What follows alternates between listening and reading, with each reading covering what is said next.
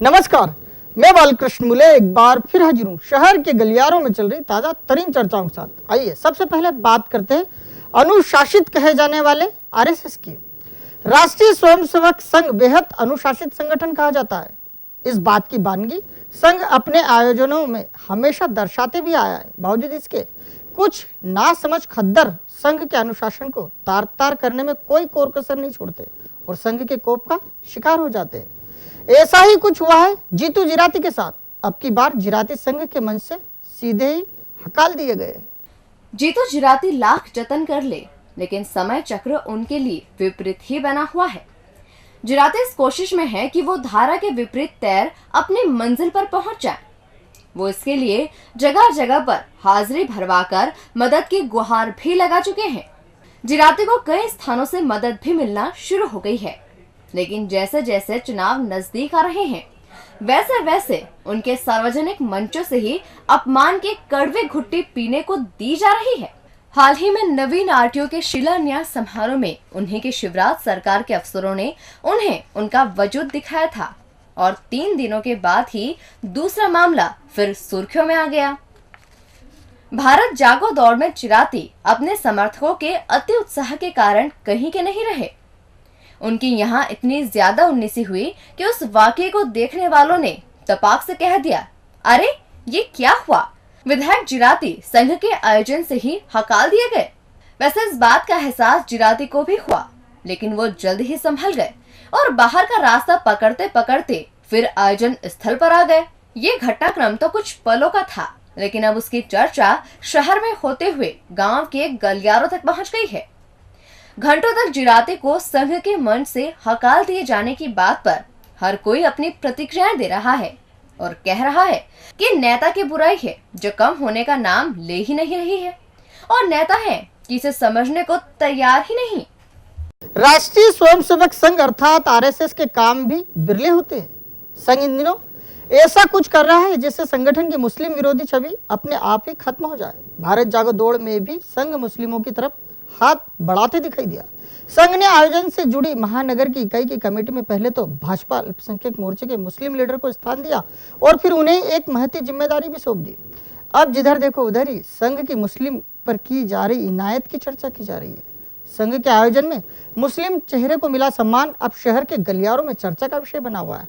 कहा जा रहा है इन चुनाव से पहले संघ से मिला ये सम्मान अब 25 सितंबर को भी असर दिखाएगा, जब राजधानी में पीएम इन वेटिंग अर्थात नरेंद्र मोदी आएंगे। स्वामी विवेकानंद श्राद्ध समारोह समिति का बैनर और पर्दे के पीछे बैठे आरएसएस के प्रमुख पंक्ति के स्वयंसेवक। जाहिर है जो कुछ भी होना था वो एक मिसाल तो बनना ही था। संघ का एकत्रीकरण सभी को याद है। संघ ने मालवा की इसी धरा पर इतिहास रचा था और कड़कड़ाती ठंड में खुद के रिकॉर्ड को ध्वस्त कर दिया था। उसे तर्ज पर एक बार फिर संघ ने अपनी ताकत दिखाई और फिर छा गई।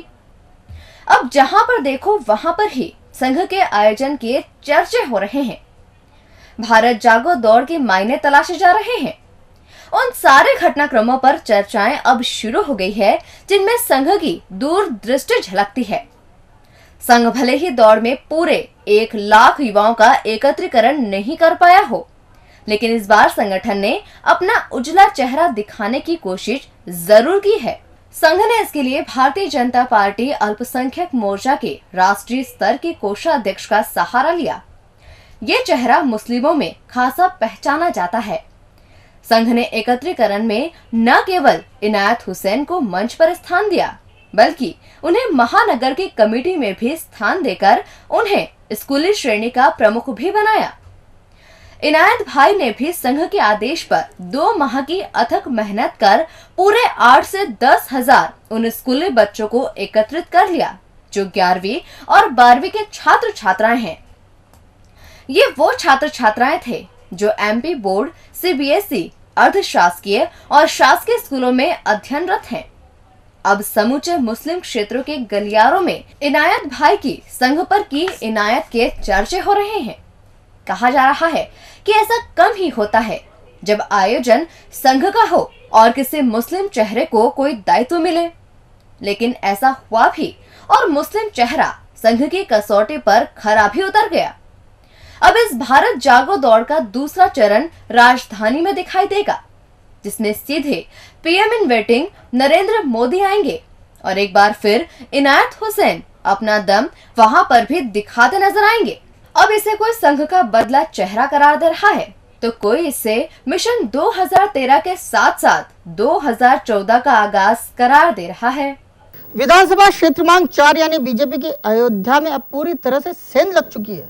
मालिनी भाभी का विरोध राजधानी के गलियारों तक पहुंच चुका है और इसी का असर है कि भाभी ने भी 4 नंबरी गलियारों में अपनी विकास गाथा टंगवा दी है। इस बीच मालिनी समर्थक युवा लाबी एकलव्य के लिए मैदान पकड़ने का मूड बना बैठी है और कह रही है आखिर आखिरी निर्णय तो भाभी के हाथ में ही है। बीजेपी सत्ता में आएगी और शिवराज मुख्यमंत्री पद की फिर शपथ लेंगे, ये कहने वाले ढेरों मिल जाते हैं, लेकिन मुखिया जी जिनके जितने से मुख्यमंत्री बनेंगे उनके लिए माहौल लगातार जमीन छोड़ता ही जा रहा है। बात 1 नंबर की करें तो यहाँ बागी तेवर अभी भी अंदर ही अंदर सुलगते जा रहे हैं। यहाँ पर दीदी उषा के बाद भैया गोलू भी अब हुकार भर रहे हैं। 2 में कौन लड़े ये केवल चर्चाओं में है।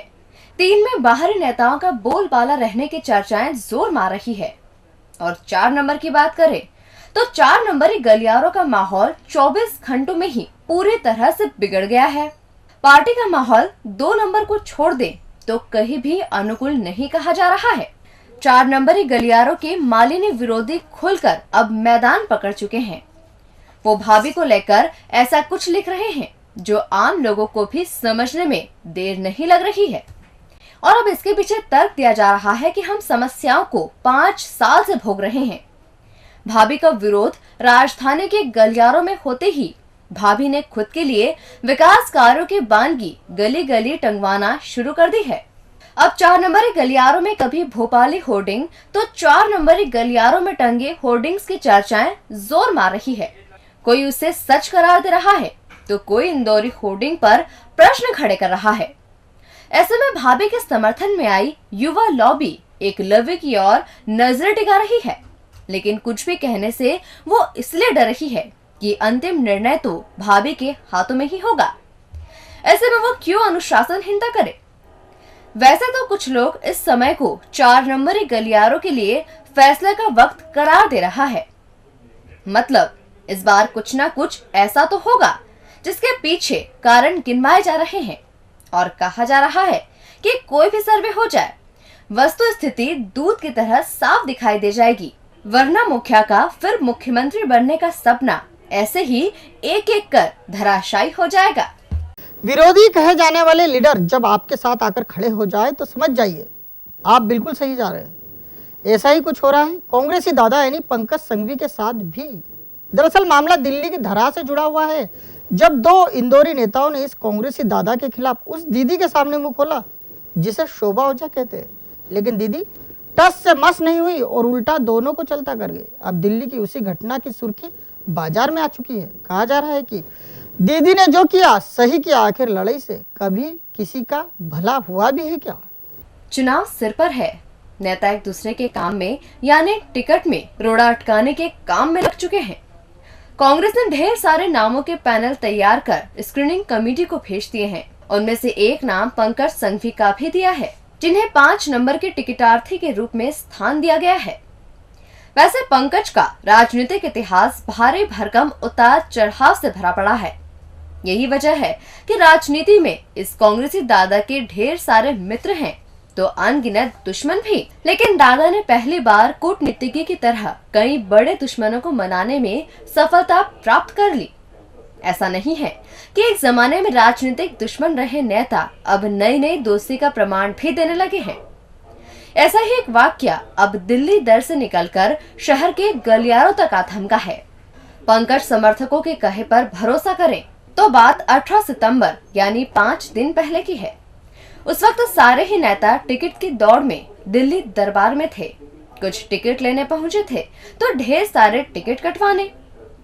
एआईसीसी का माहौल बदला बदला सा था कि यकायक ही महिला कांग्रेस की राष्ट्रीय अध्यक्ष शोभा ओझा के चैम्बर में कांग्रेस के बुजुर्ग लीडर पंडित कृपाशंकर शुक्ला और मौजूदा अध्यक्ष प्रमोद टंडन का पर्दापण हो गया। दोनों ही नेताओं ने अपना दाव फेंकते हुए कांग्रेसी दादा को भाजपाई दादा की जोड़ बनाने की पैरवी कर डाली।